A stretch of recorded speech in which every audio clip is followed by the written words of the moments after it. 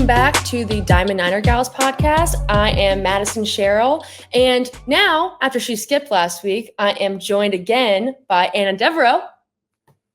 What's up, Niners? And then, as always, I have producer Brad. Hey. If you like listening, please follow on Instagram, X, and listen on Spotify and YouTube. And this week, we have a new guest, Coach Alyssa. Hi, thank you guys for having me. Of course. Welcome in. We've only heard rumors of you this whole time. I was starting to believe that you were just but a figure who never left the softball field, you know. Sometimes it feels like that. I might as well just bring a pillow and a blanket and live there. I'm going to come out. I was going to say, I'm going to see you on the bench in the bullpen. You're going to be probably in the bullpen, maybe the indoor if it's a little We've too always chilly. read of a cot. Yeah.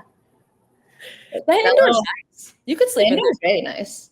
I could find any place in there, take a quick nap, get back at it and figure it out.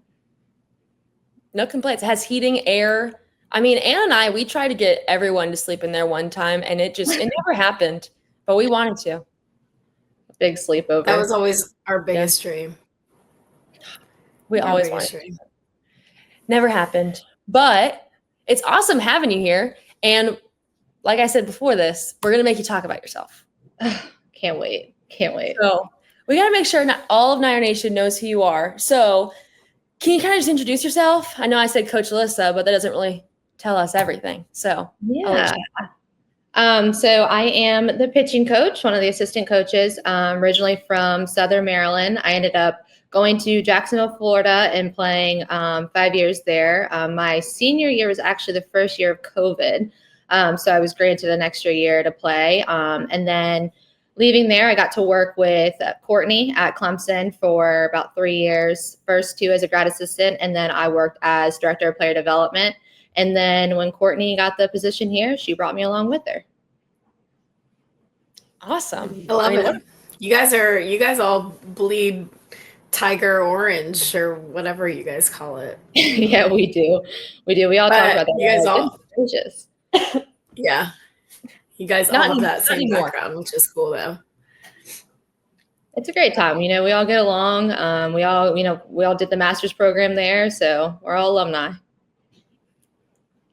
It is. Yeah, that's awesome. Now, what was your master's degree in? So I did athletic leadership at Clemson, and then I actually did a master's degree at Jacksonville, which was business organizational leadership as well. Wow. And then what was your bachelor's in? Psychology. And then I did a minor in kinese. A lot of school. You got a lot of papers with your name on it. I do. It was a lot of school, and I was like, am I doing this again? Yeah, might as well. Well, those are cool backgrounds. Do they help you with coaching? I feel like, honestly, psychology, yeah. And then leadership and organizational management, does that help you? I think so. When I first started college, I was like, I want to be in the medical field. I think that would be super awesome. I want to be in sports. And then year one, I was like, do I really? And then I got into some psychology courses and I was like, I kind of like this. This is a little bit up my alley. And then obviously I did a lot of lessons, worked camps. And I was like, I like working, with younger athletes. And then I ended up switching. And then I was like, oh, sports psych. I love sports psych. And then I did a bunch of classes. Now, I have to admit, the business part at Jacksonville, I didn't really have a choice. It was the 1 year quick course, and it was fine. It had some accounting in it, which I'm not great at. But then going to Clemson, being able to do the athletic leadership, I enjoyed that a lot. I felt like it kind of played into psychology, but also what I wanted to get into. So I ended up, I ended up really enjoying it. Sometimes they're like, oh, the master's program, it is what it is. And sometimes we do some more school, but I thought it was awesome. And I know Courtney took it, Jake took it as well. So, we all have similar backgrounds with doing the athletic leadership and learning a little bit more about it. That's awesome. I also was similar. I was going to say, I started at kinesiology and I was like, I don't think this is going to work anymore. So, and then I switched out. So I kind of, when you said that, I was like, me also. It's a lot of writing papers. Yeah. And if you don't like writing papers, it's not fun. but I enjoyed it. I was kind of good at it, and I was like, this is cool. And then when we got into some other courses where you're like, oh my gosh, it's how our brain works. Like that's bananas. And it became kind of one of those games that you played with yourself when you were on the field and you were like, oh, I remember reading about that and learning about that in class. This is 100% what's happening right now. So I have a friend who works in psychiatrics. This is totally off topic, but now you've got me on a tangent. And it's so funny because every time that I talk to him, I'm like, I feel like you're like hyper analyzing everything that I say. And it's like anybody who comes from a background where they know literally anything about the brain. I'm like, I can feel like you're like reading my mind right now. I don't really know what to do. I'm a little bit uncomfortable, but it is. That's cool. I feel like that's got to come in handy though, whenever it comes to working with the girls. I mean, 21-year-old females with a ball in their hand is probably the most head case situation you can ever have. Madison, may you attest? Why would you say that? I'm sorry. For those listening, This is a safe space. I'm the number one like supporter of sports psychology. Like I'll tell anybody and everyone, shout out to our sports psychologist who was here when I was here. He knows this. He's not listening. He changed my life. And he's not listening. He now actually works at Clemson, I think, as the director. He's awesome. And I always thought like being able to like in the game be like, oh, this is what's happening. I'm in control of what's happening, or like, oh, it's this because of this. It's awesome to have that as a tool. And then now you get to pass that along to your girls, which is awesome. Yeah. It's a big buy-in, I feel. I worked at the sports psych. I think he's still there at Jacksonville. He ended up doing some sessions with just the pitching staff. And then as a team as a whole, and you kind of have to buy into it at first if you're not really into it. But then when we started doing bullpens based off of, just specific focus points, focal points of like, hey, this, and this, I started to implement it into the games. And I was like, this is magic. Like, what in the world? And then, some other people were like, I'm not really understanding it. I'm not sure. But then me learning it, I was like, oh, this is 100% of like a mind game. Like he's doing this on purpose. And then I'm like, okay, wait, no, it's actually for real. So it's kind of, you just have to buy into it. And then it becomes really cool. Some people love it. And some people are like, oh, it's, not my thing. And that's okay. That's 100% true. You have to like fully commit to what's like, because if you don't, it's half and half. Like I know with Anna, we would do team sessions and half the team would be like, that was pointless. And I was like, that changed my life. That is how it is. Madison has like a bullet list of takeaways. Literally, he'd come in and I'd be like, perfect, I got it all. And everyone would be like, and I'm done. It's over. Yeah. That's true. Well, I mean, obviously you guys having done the master's program together and you work together side by side, there's no secret as to what the real appeal of coming to Charlotte was and joining Courtney on staff and everything else. But aside from that, the relationship that you already had with the rest of the crew, what do you think was kind of the biggest draw that was kind of the main appeal to bring you to Charlotte? To begin, I wanted to be a pitching coach. Clemson was amazing. They offered me, just a lot of, learning moments in place, just trying to figure out where I wanted to go. Offering me that spot was amazing. And I got to learn from some great people, working with Courtney, obviously. But I wanted to be a pitching coach. I ended up turning down a job offer and staying with Clemson for that final year. Just because I felt as though there was so much more to learn, just like there is now. But working even with Kyle Jamison, who's still there, who's the pitching coach, like learning from him was awesome. And so, going into it, when Courtney took this position, she was like, we're really good friends. So all the talk about everything. And then it was just like, do you want to come with me? And I was like, this is a time for me to, do what I really want to do. I want to make an impact in, some of these players' lives. And I want to, give back what was given to me. And I was like, what a great time to start it with, someone who I felt was going to do great things. And I'm not just saying that, being on here and working with Courtney, I definitely believe that wherever she was going to go, she was going to make a huge impact on the program as a whole and on all the players that are involved, admin, everybody. And it was just kind of a no-brainer for me. I loved Clemson, still support them, send the messages to KJ, good luck this weekend and everything like that. But it was a no-brainer for me to come to Charlotte. And then once got to Charlotte and, got on campus, it was just, campus is gorgeous. First of all, and then, being able to start meeting some of the girls, and you guys know the story of the summer, kind of getting into everything. And it was just, there's no other place I want to be, and doing it with Courtney and then Jake, which was awesome. And then, a little later, adding Bailey into it, it just kind of was like a full circle moment. And it was like, you kind of have to get your feet wet and you got to start somewhere. And so after a little bit, and I think the conversation and the decision was probably an hour, maybe less, after she called me, and I was like, I don't know what I'm doing sitting here thinking about it. Like, I know I want to go. I know I want to do this. So I called her back and I was like, yeah, like, you're stuck with me now. And then after that, we just moved forward with everything. I love that you said, and you're stuck with me. So perfect. Here we are. And I'm not going anywhere. Exactly. And she was like, all right, let's go. It is. That's awesome. I love it. I love it. Yeah, I so feel like cool. in a position like that too, you just got to embrace it head on. Yeah. You didn't really know what was coming. I was just like, we're going to figure it out. We're going to do it. We're going to have fun while doing it. And we're going to get things done. That's all that matters. It's so refreshing to hear, like, now talking to Courtney, talk to Jake, and now you. We'll have to get Bailey on next. But it's so interesting. I know I don't talk to a lot of coaching staffs, but you can watch staffs on TV and stuff like that. But it really is like all of you guys are just like, yeah, we're going to do our thing. We're going to have fun. And this was the awesome decision. And it seems like you guys are always like, you say you're on the same page, but it really does feel like you guys are all on the exact same page, and you guys love coaching and you love giving back. And it's so awesome too. I know it's like cliche, but it's just so awesome.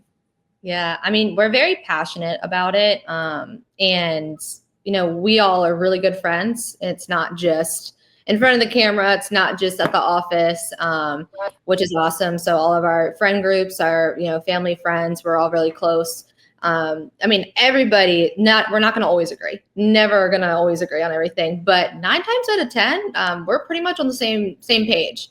And so that one little sliver of something else where we're both like, we just talk it out, hash it out, figure it out, move on. And that's just kind of the best thing about all of us is, how we are able to sit down, we joke around sometimes, we like lighten the mood up. And then sometimes we just have serious conversations like, hey, how do we want to approach this? How do we want to do this? What is our goals? We talk about it and then we go for it. And then we have fun while we're doing it and making sure that the girls are on board and, holding them accountable. And it just makes it fun, but it also just makes it worth it at the same time. So Alyssa, you kind of talked about always wanting to be a pitching coach. And you kind of talked about just diving right in. How has it been like being able to have your own staff? I mean, that's so fun to be able to have all your pitchers and to be in charge of it. I know Courtney talked about how everyone kind of pitches in for everything, but the pitchers are kind of yours. So can you talk about kind of your approach with being a pitching coach, and then kind of talk about how special it is to have your first group of girls that are just your own? Yeah, it's awesome. Obviously, all 5 of them keep me on my toes. Getting into it, it was more about learning who they were. So a lot of times you think about just the pitching style, which is very important, but you also have to figure out, who they are as people. And that's the biggest thing. So all 5 of them are very different, in their own way, very unique in their own way. So trying to figure out who they are as people, how do they learn? How do they understand different movements? How do they approach a certain drill? And then just trying to figure out, different styles of their pitching. I've been a big believer of not, changing what, you're capable of doing. It's just trying to help mechanics here and there. Obviously you want to get some more spin on the ball and then obviously up your softball IQ. But I never want to go in and change, who you are as a pitcher. We might, critique some things, but other than that, I want to keep them as who they are. I mean, they're successful for a reason. They are known for a reason. They're playing at this level for a reason, and that's just the biggest thing. Moving into it, getting to know all of them, all 5 of them, and they are all still getting to know each other, which was definitely a big adjustment. It's been awesome, but it's also been challenging at times trying to figure it out. And my biggest thing for them is trying to build their confidence. We've had a very tough schedule, and we have a young group. I know besides, Brooke being more the veteran here, and Abby Galinsky is around the same age as her. The other three are, they're young, and Avery's a true freshman. So being able to compete against some of these hitters, these tough hitters, just trying to be able to help them understand, where they are, the development part of it, and then just moving forward with, trusting the process and still being able to have confidence. It's very easy to lose that when, you're not being as successful as you would like, maybe not winning. And, they hold things very close to their heart. They're very passionate about it. So they're very hard on themselves, which I do love. But sometimes you have to be like, hey, you gotta free up a little bit. You gotta loosen up, and we're going to go back to work and we're going to figure it out. So I love to individualize things for them. I think that they're able to pick up on those things a little bit easier. For instance, Aubrey might not be able to pick up as something like Brooke can, and same thing for Abby or Avery or Lillian. But being able to individualize it a little bit, help them understand, have your goals, have those focal points, but then you can also bring them as a whole. And I would say that, they're very close these days. We always see them hugging each other and high-fiving each other. They're hanging out in the bullpen. But for my first year doing this, I wouldn't want it any other way. Like I said, they keep me on my toes. They keep things fun and exciting, and they work really, really hard. That's awesome. I mean, you're right. Just looking from the outside, they're all 5 different people. Mm-hmm. And I know Brooke, I joke that she's a grandma. She's young still. She has so much life. If she's a grandma, what does that make us, Madison? In the grave, in the ground. Or 6 feet under if she's a grandma. Yeah. But it's nice to hear that. I mean, yes, Anna? No, I was letting you, but sorry. You're good.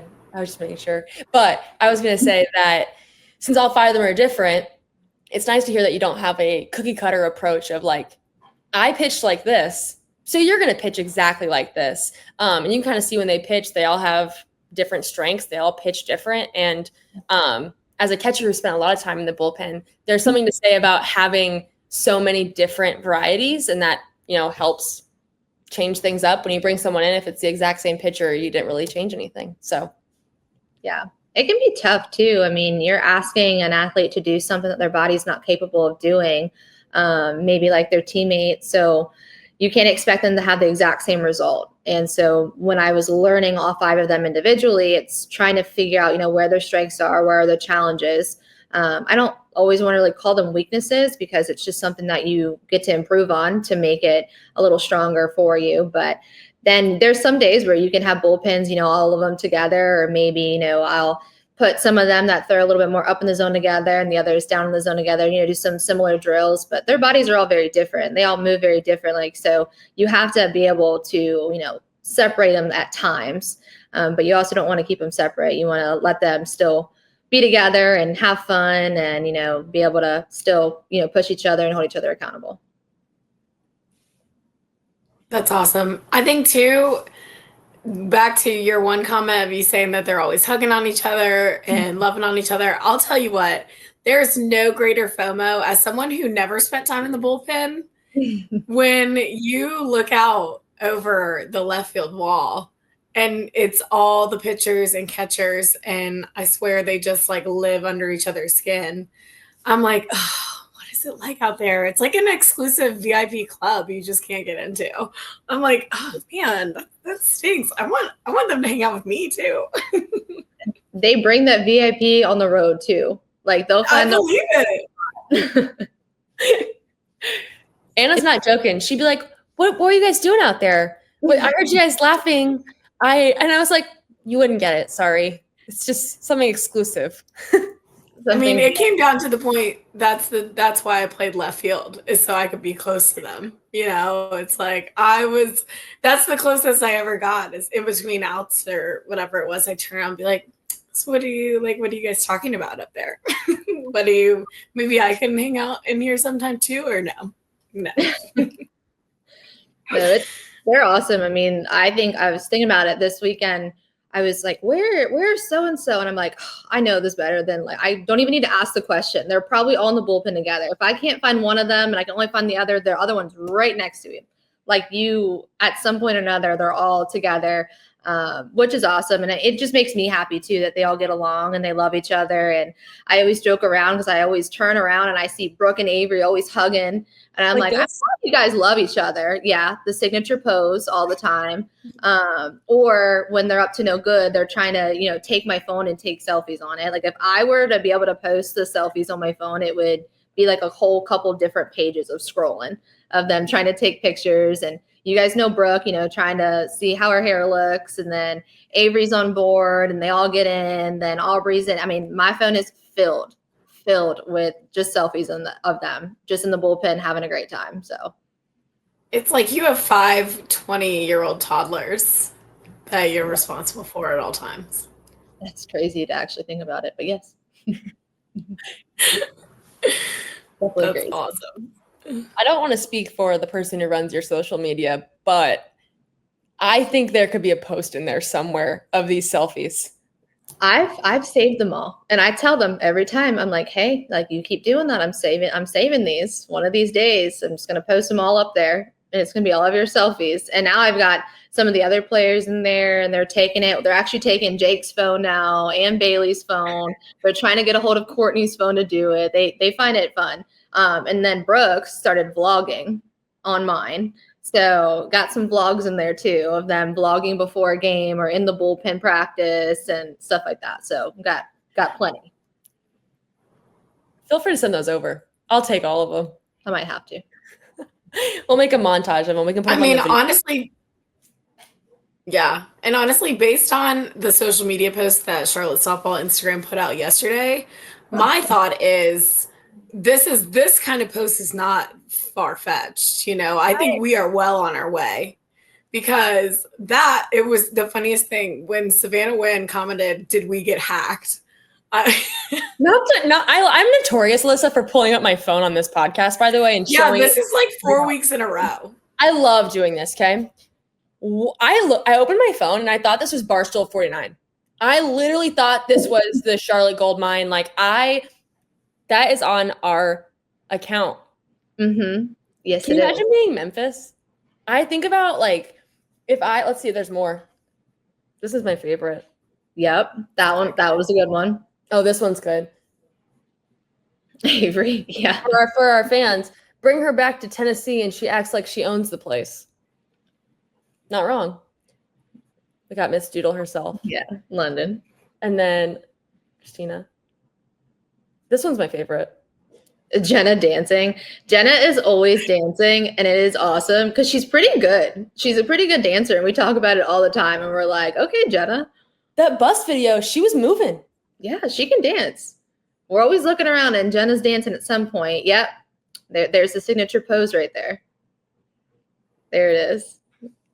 Just a bunch of goofballs. I mean, you got to love them. I mean, they are so fun, and their personalities, they're not hiding who they are. Like, they are just having a great time. We are always laughing. We talk about it all the time. Like, we have a bunch of goofballs, but we are always, always, always laughing. See, but I think that's a huge kudos to you guys as a coaching staff of, giving them a place to be comfortable and be authentic while also, working to reach their highest potentials. I think it all, though, kind of comes down to you spend more time at the field and with this team than you do anyone else or anywhere else, as do the girls. And I think if it's a place that you can't show up every day, and we would always talk about just leaving literally everything else at the door, leave it at the gate, leave it in the locker room, wherever you got to leave it to kind of let yourself fulfill the day or whatever else. I think that starts with you guys as a staff. And so I think that that's a huge testament just to how great you guys are in implementing the culture that you have this year. It's just really cool. It's awesome to see. And as proud alums, Madison and I can both attest that it's just really, it's so great to see that that's kind of the hands that it's fallen into. So we, on behalf of everybody, past and present. We really do thank you guys. So. Oh, thank you. It's good to see. I know the transition was tough, and bringing everybody together. I mean, you have a lot of new faces. They're trying to figure out, where they are, what they're doing, and then who their teammates are. And then obviously all of us were brand new. So just trying to, figure that part out. But I mean, we want them to be like successful on and off the field. We want to create good relationships with them. Like they're more than just a player. And you know how hard this sport is. And there are times where you're like, what in the world am I doing? What did I sign up for? And then being able just to have people you can fall back on. And I know like we're coaches, but we understand that you're still human beings. And we want the best for them at any point in time.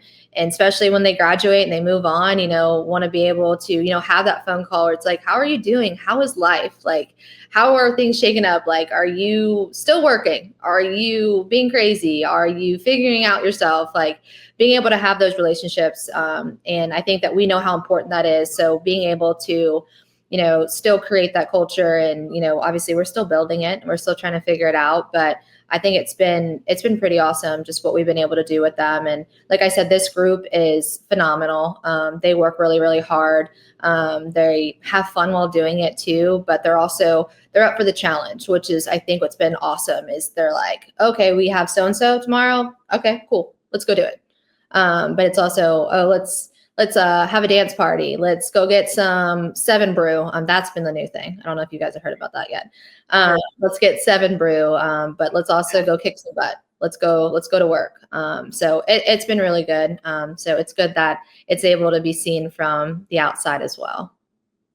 Oh, it definitely is. Like I always tell people, it is seen through you guys as a coaching staff being so cohesive, being so open to the players, and just going from like the fall and kind of seeing the team like mesh and grow and get sillier, and you see their personality. It's so fun as like a fan to be able to feel that like, oh my gosh, the girls are so silly. Oh wait, so are the coaches. Like they're kind of fun. Yeah, we're definitely a bunch for sure. Like I said earlier, like I'm normally the quiet one. Kind of, I guess you could say. Just Courtney and Jake speak a little bit more than me, and so does Bailey. But when we're all together, we are pretty goofy. Winning is fun. When we're winning and everything's going well, it's very easy to be open and bubbly and relaxed. But we still got to be able to be that when things aren't going the best for us, just to keep things moving and be able to still go to work and have fun and be ourselves. And I know that people haven't seen a whole lot of it, but Courtney's pretty goofy. So I'm excited for everyone to continue to see that too, because she's definitely someone that helps like lighten the mood up a little bit. And again, all of us, I feel like, are pretty easy to talk to. But it also makes it fun for me because being able to work with them and have those conversations and know that we're all on the same page and we want the best for the girls is just something that makes going to work more fun. The next social media post is going to be like Courtney in all of her behind the scenes moments. That's the second next social media post. After the selfies. I hope so. I mean, I got plenty to share. We can't wait. I know, it'll be good. Well, I think we've got some serious reflecting to do on this past weekend, which was so fun to watch. It was, the end of your away streak, which I know you guys are so thankful to be home. I can imagine. But, a tough blow on Wednesday at Virginia Tech. Mm-hmm. I never liked playing there anyways. It's too cloudy, so we don't have to talk about that one. But then rolled into Memphis this past weekend and just put an absolute hurting on them. Walk me through kind of what you guys did in preparation to get ready for this past weekend. Yeah, obviously going through, Virginia Tech was tough. We knew it was going to be tough, but so has the rest of our schedule. And so I guess going for Virginia Tech, just trying to focus on our game. being able to play our game and, talking with the pitchers. We're facing really good hitters. We've got to be able to command the strike zone. We've got to be able to locate and be able just to have good competitive pitches all around. Hitters like that are going to take advantage of the mistakes, limiting walks, hit by pitches, and still being able to compete even when we give up a hit or home run.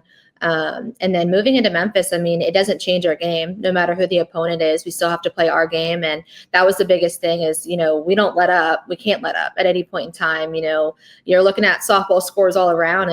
Some teams are being upset by teams. You're like, what in the world is going on? But, you can't let up. You can't sit there and think that it's going to be easy the entire route. So, going into Memphis, it's, we still got to play our game.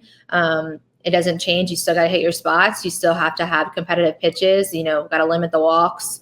And then, just have to go up there with a plan attack and, not being able to, let the other team kind of take advantage of those mistakes. We got to limit those and then have fun while doing it. And that's just the biggest thing is, have a bad at bat. Okay, what's the next at bat going to be like? You throw a bad pitch. Okay, what's the next pitch going to be? If you walk a kid or you get the home run, how are you responding?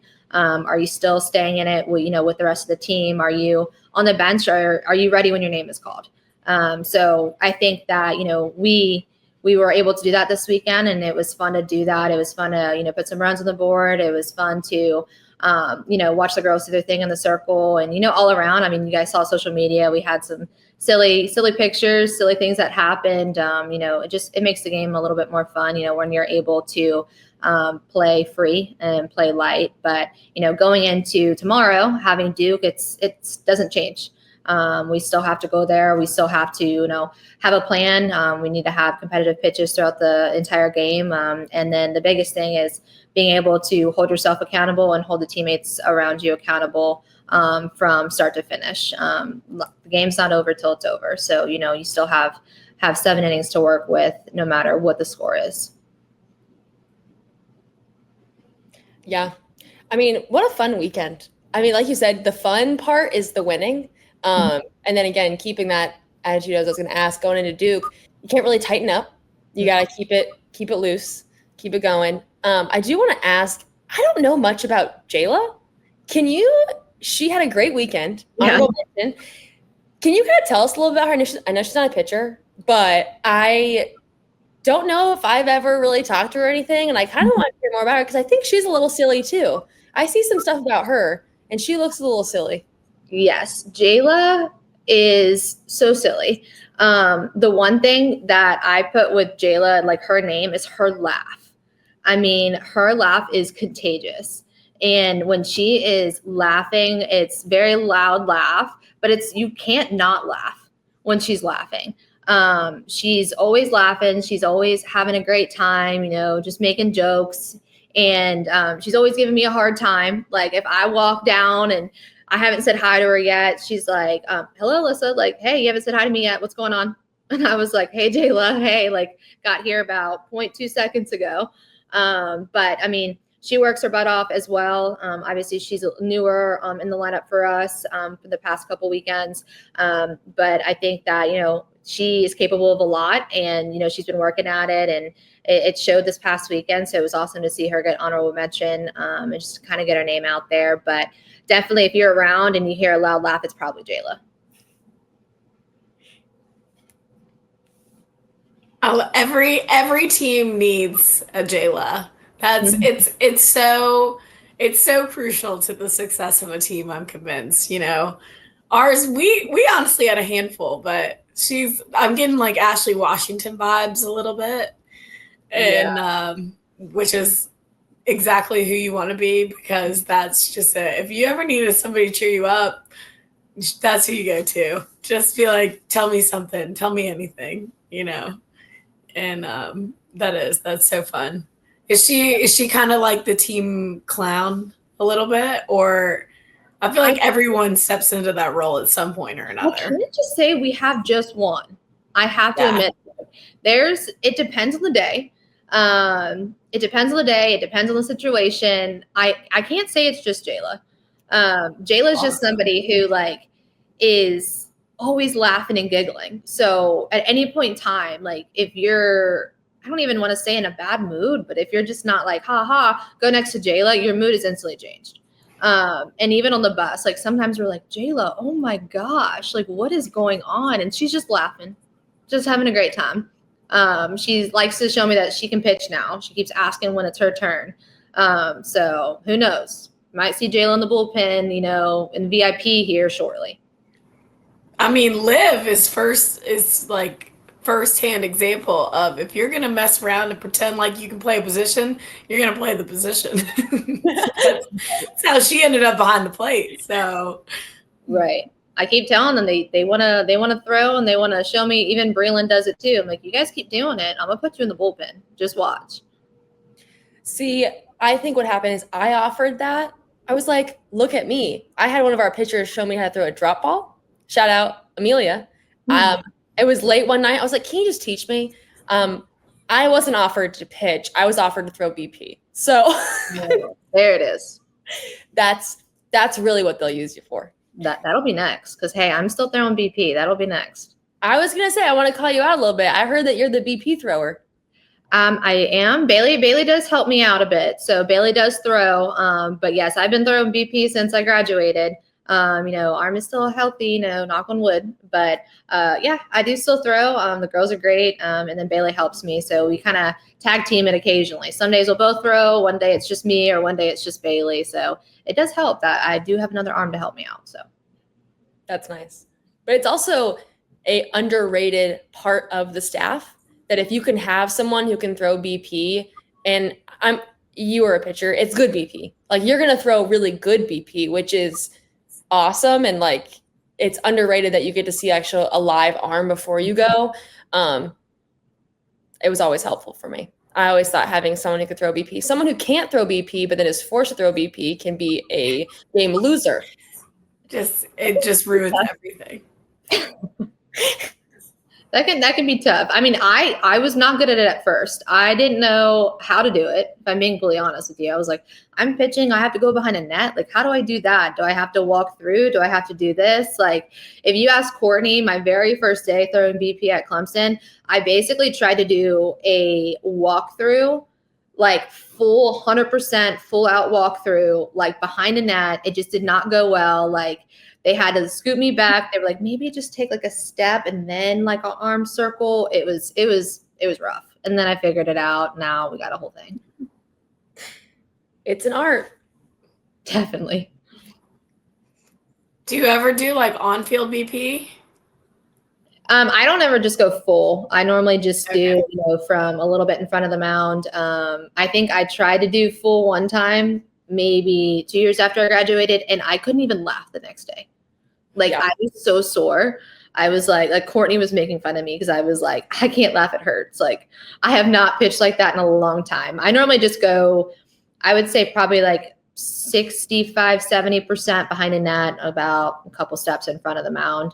Depending on who we're facing, maybe I'm up a little bit closer. They're a little bit harder, a little bit further back. Me and Bailey are very different, which is good too. So her and I will kind of split it up depending on, who they're going to face before we play them. That's nice.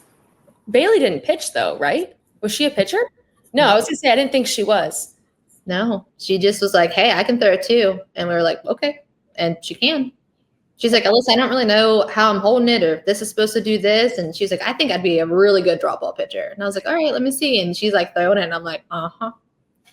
But like, I can make something out of you. Yeah, she does it well. I mean, she throws strikes and her arm's in a circle and it works. Can't complain. No complaints. But it's funny what you said about going full. Mm-hmm. Anna, I don't know if you've tried to play softball recently. But what you just said, what you just said was something that I just experienced. I went and tried to like go all out. I literally the next day was like, I've been in a car accident. It's so funny how you can do something for 18 years of your life and then you stop for a year and then you try again and you're like, how did I do this for so long? I say it all the time. I'm like, oh my gosh, like I never got like completely sore with my arm. Like I don't know why. I just never really did. But that one day I was like, well, let me throw like a bullpen. Let me see what it's like to do it. And I grabbed one of the catchers and I threw and I was unwell. I was so unwell. I couldn't move. My ribs were hurting. My like fingers were hurting. It was just random. I was like, oh my gosh, I can't do this. This is really, really tough. It's everything. Can't even get out of bed without something hurting now.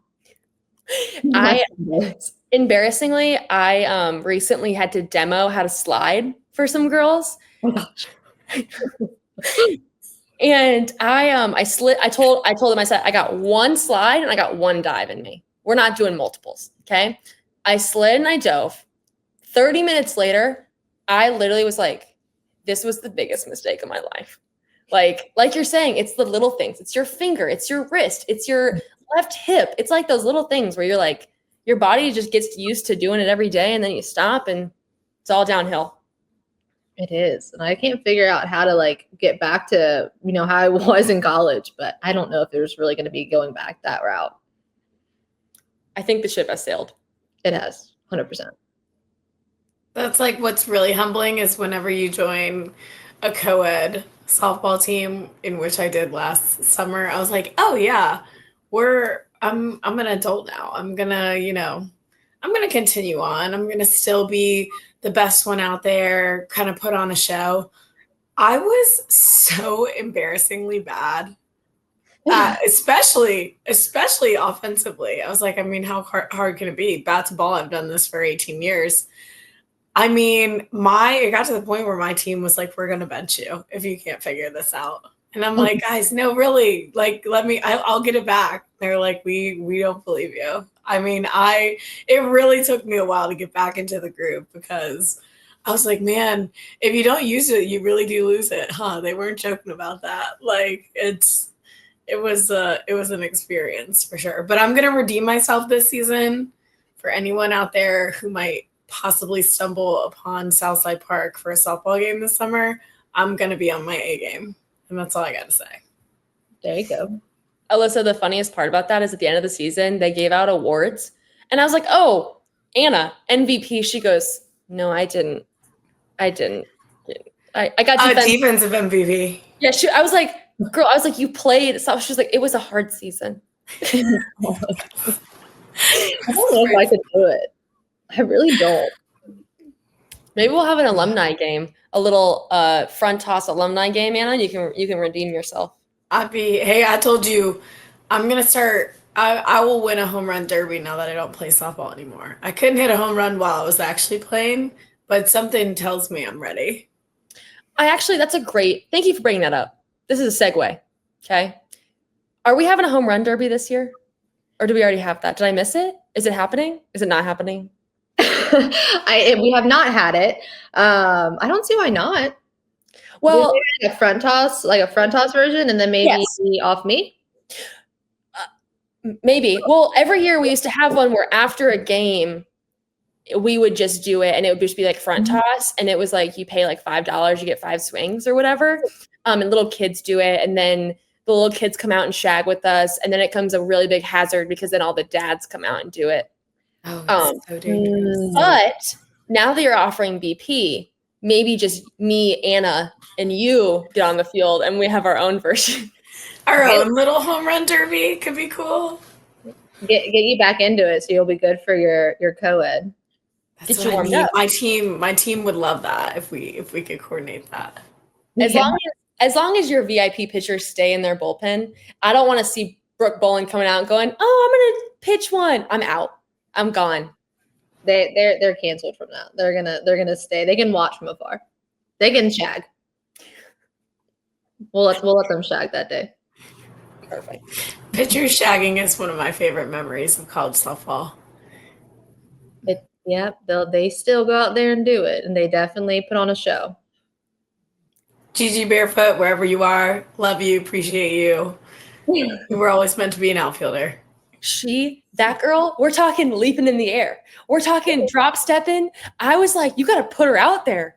I was like, it's committed. That's when you learn if someone can track down a ball or not. And Brooke, I love you. you and Gigi are not the same, but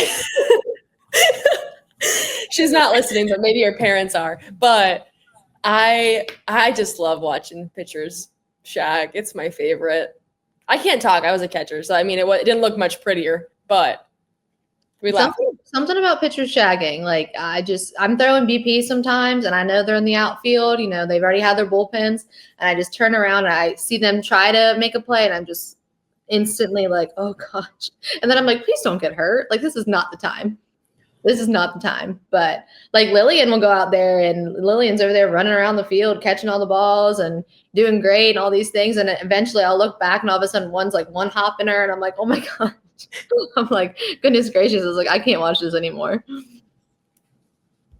Well, I don't blame you. It's a little, if I was throwing BP and then watching my players, and it's not like it's not like these are little kids hitting BP. These are other teammates hitting the crap out of the ball. So it's not like the little dinkers. So yeah, I understand the fear. And normally the time that we're doing that, the sun just right there in the outfield. I mean, you guys know, so it can be tough. All too familiar. But you guys get to be right back in the sun this weekend, finally. We are hosting, first and foremost, Duke tomorrow, as you'd mentioned. Then we've got UTSA. Is that right? Yes.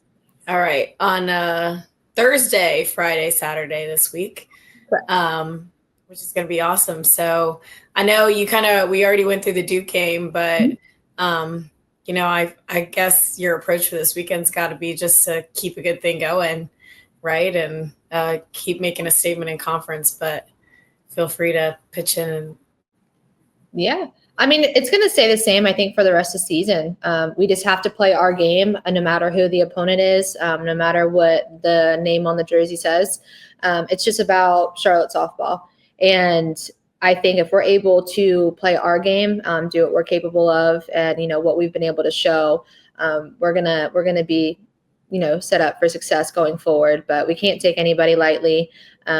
These opposing teams, like midweeks that we've had that have been tough, it's an experience. It's a good experience, for a lot of the young girls, and maybe not having the experience at this level just yet, like being able to be a part of it and learn. I know sometimes we're losing and it stinks. It's not fun, but also, what did you learn from it? Like, you were able to, speaking from the pitching side, you're able to pitch against some of the best hitters in the nation right now.